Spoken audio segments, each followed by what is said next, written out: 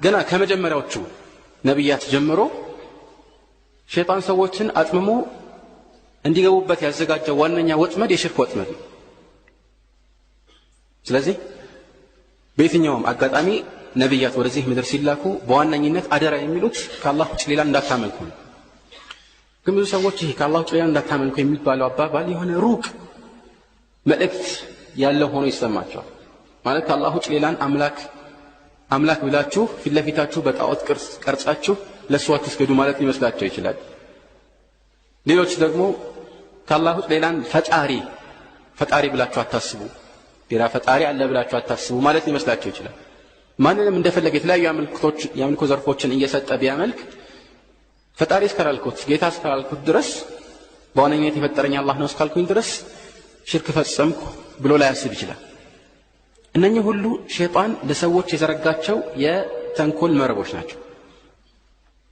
ይህ ከአላህ ውጭ ሌሎች መመለክ የለባቸውም የሚለው ርዕስ የኢስላም መገለጫ ነው። ከኢስላም ጋር አብሮ የኖረ የታሪኩ ዋና መዞሪያ ዛቢያ ነው።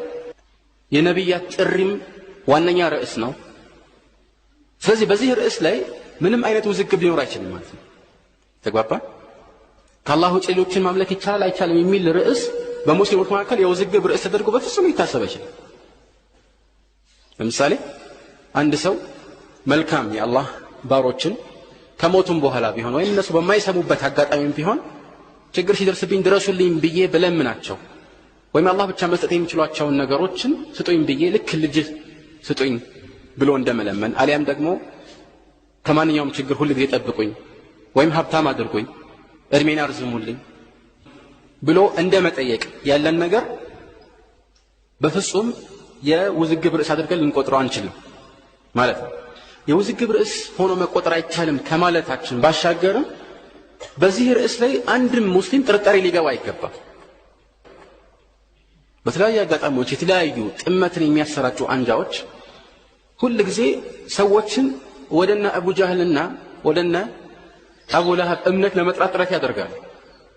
ግን ብዙዎች ይህንን አይገነዘቡም። ለምን ሲባል እነዚህ አምልኮን ምናልባት አምልኮ ብለው ባይሰየሙትም ለአንዳንድ ለአላህ ባሪያዎች ጻድቃን ለሆኑ ለሱ ታዛዦች ማዋል ይቻላል ነው ያሉት። እና አቡ ጃህል ግን ያመልኩ የነበረው ጣዖታትን ነው ዲሉን።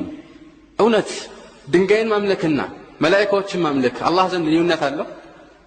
አንደኛው ሽርክ አንደኛው ደግሞ ችግር የሌለው ወደ አላህ መቃረቢያ ተግባር ተደርጎ ሊታሰብ ይችላል? በፍጹም አይችልም። እንዲያው በዚህ ምድር ላይ ሽርክ የተጀመረበት ዋነኛ በር ይህ ነው። እንደሚታወቀው የኑህ ህዝቦች በቀጥታ ሽርክ ውስጥ አልገቡም ነበር። ነገር ግን መልካም የሆኑ 5 ሰዎችን በምስል እንዲቀርጹ ነበር ለመጀመሪያ ሸይጣን የመከራቸው። ይህን አደረጉ። ከዛ ይሄኛው ትውልድ ሲያበቃ እነኚህ የተቀረጹትን እኮ ከናንተ በፊት የነበሩት ትውልዶች እያመለኩ ወደ አላህ ይቀርቡ ነበር አላቸው። ስለዚህ ሽርክ እንዲያው ወደዚህ ምድር የመጣበት ታሪክ ሲጠና የሚያያዘው ከሳሊሖች ጋር ነው። የሽርክ መግቢያ በርም ይሄ ነው። እነሱን አስመልክቶ አላህ ከሰጣቸው ደረጃ በላይ ከፍ አድርጎ ከሰውነት ወደ አምላክነት ማሸጋገር ነው። ቁም ነገሩ ቃሉ አይደለም። አምላክ ብሎ ሰየማቸው አልሰየማቸው ሌላ ርዕስ ነው። ግን አምልኮ ለነሱ ካዋለ ይሄ ትልቅ ችግር ይፈጠራል። ስለዚህ ይህ ከኢስላም ጋር የታወቀ ታሪክ ነው። ረሱል ሰለላሁ ዐለይሂ ወሰለም ሌሎች ነብያት ከህዝቦቻቸው ጋር ጠብ ውስጥ የገቡበት ዋነኛ ምክንያት መልእክተኛው በተለያዩ ጦርነቶች ላይ ከነ አቡ ለሀብና ከአቡ ጃህልና ከሌሎች ጋር ጦር ሰብቀው የተጋጠሙበት ዋነኛ ርዕስ ይህ ነው። ይህ የታወቀ ማንም ሊጠራጠርበት የማይችል ጉዳይ ሆኖ ሳለ አንዳንድ አጥማሚዎች ችግር የለውም አንዳንድ ሐዲሶች ላይ እኮ ከአላህ ውጭ ሌሎችን መለመን እንደሚቻል የሚያረጋግጥ መረጃ አለ ይሉሃል። ስለዚህ ሐዲስ አንተ ምንም የማታውቅ ብትሆን ጥርጣሬ ሊገባህ ይገባልና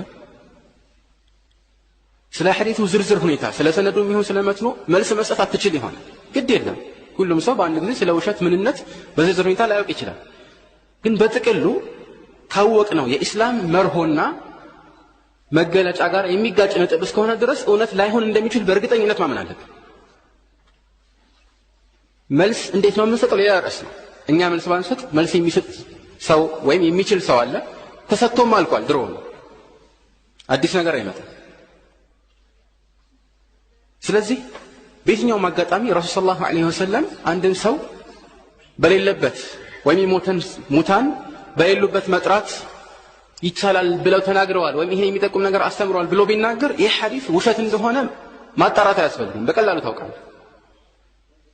ከኢስላም ዋነኛ ህልውና ጋር የሚጋጭ አስተምሮት ስለሆነ ማለት እንዴት እንዲህ ይላል? ለምን ይሄ ሐዲስ ውሸት ሆነ? እሱን በዝርዝር ሁኔታ አንድ አዋቂ ሰው ሊያስረዳህ ይችላል። ለምን እንደዚህ ምናቸው? አንዳንድ ጊዜ አንዳንድ አንጃዎች በአሁኑ ሰዓት ለምሳሌ እንደ አህባሽ እንደሚባሉት ቡድኖች ሰዎችን ከተውሂድ ብርሃን ወደ ሽርክ ጨለማ ለማምጣት ጥረት ያደርጋሉ። ይህን ሲያደርጉ ደግሞ የተለያዩ ማምታቻዎችን ይጠቀማሉ። ግን እነዚህ ማምታቻዎች ለማያውቅ ሰው እንኳን ማምታቻ ሆነው ሊቀርቡ አይገባም ነው አባባል። ዝርዝሩን ባታውቅ እንኳን እንዴት ከኢስላም ዋና ህልውና ጋር የሚጋጭ ነገር እውነት ሊሆን ይችላል? አላህ Subhanahu Wa Ta'ala ከመጀመሪያ እስከ መጨረሻ ቁርአን ላይ በተለያዩ ቦታዎች ላይ ከአላህ ውጭ ሌሎችን አትለምኑ ነው የሚለው። ከቁረይሾች ጋር የነበረው ኩፋር ቁረይሽ ጋር የነበረው ጥል ነበር።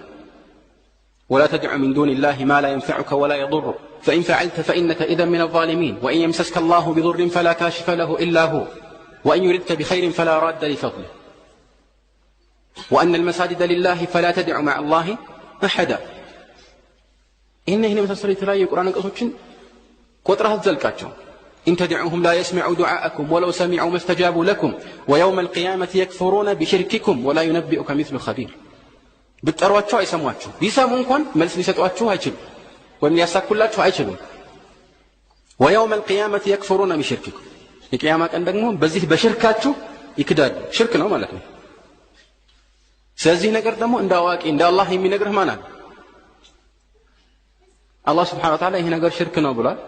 አላህ Subhanahu Wa Ta'ala ሰዎችን ጠላት አድርጎ የተለያዩ ህጋትን በእነሱ ላይ የደነገገውና ያጠፋቸው በዚህ ጥፋት ምክንያት እንደሆነ የታወቀ ሆኖ ሳለ ዛሬ እንደገና ወደ መጀመሪያው የጃሂልያ ህይወት እንድንመለስ ጥሪ ይደረግልናል። ይሄ የማይመስል ውድቀት ነው። የሽርክ አይነቶች ብዙ ናቸው።